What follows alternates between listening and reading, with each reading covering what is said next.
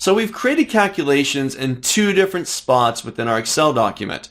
We've created calculations inside of the pivot table. We did an average of the freight, and we did the exact same thing inside of our data model through the Powerpivot tool. Now, one of the benefits of creating calculations such as the average freight or the count of ship via inside of the data model is we can now create KPIs or key performance indicators based on those calculations. So for example, I want to be able to take this average freight here, which is $72 and roughly 24 cents, and get the average, not for the entire set of orders, but perhaps for various countries. What was the average for USA versus Canada versus Brazil versus France and so on, right? But now I want to set up some thresholds. And I want to say if we've got more than $60 that are going out to any one country as an average freight, then we're doing something wrong. That should get a low mark. Okay? If we're below $15 or below going out average to any country, then we're doing really well. Okay? We want the lower freight. This will reward our customers, right?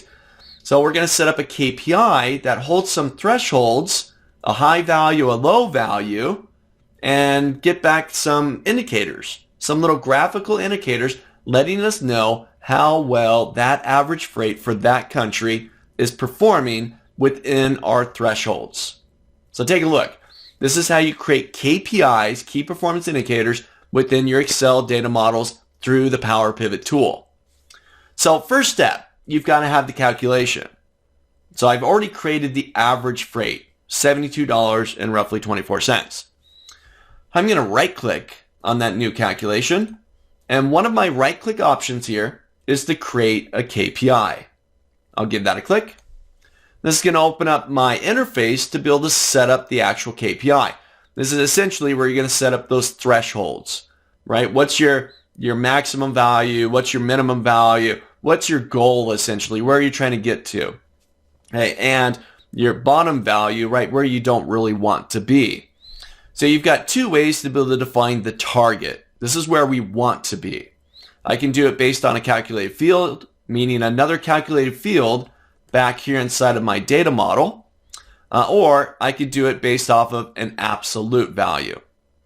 Now, the only other calculated field that I have here is the distinct count of ship via methods. So I'm not going to use that. So I'm going to say an absolute value, defaulted me to 100. I can see that my range, kind of my threshold down below, ranges from 0 to 40. If the average freight is somewhere between 0 and 40, I'm in the red. If it's above 40 but below 80, then we're in the yellow. If it's above 80, then I'm in the green. Now for me, I'm thinking of my customers, right? Customers come first. I shouldn't be charging them more for shipping their products, right? Customers are going to be happier if I charge them less. So really, I want this to go the other way around. So down below, I can swap the way that I portray my scale within these thresholds. Currently, I'm going from red, yellow to green. I'm going to go from green, yellow to red. I want to swap that threshold. So now I've got, hey, if it's below 40, then I'm in the green. If it's between 40 and 80, I'm in the yellow. If it's above 80, I'm in the red here. Now I'm going to adjust these values. I'm going to say, you know what, if we're average, this is average for a country. I'm going to say if we're $60 or less, then we're in the green. And we'll say if we're, we'll say, I can adjust this either by typing the values in there or dragging these little icons. We'll say if we're $90, let's find 90 there.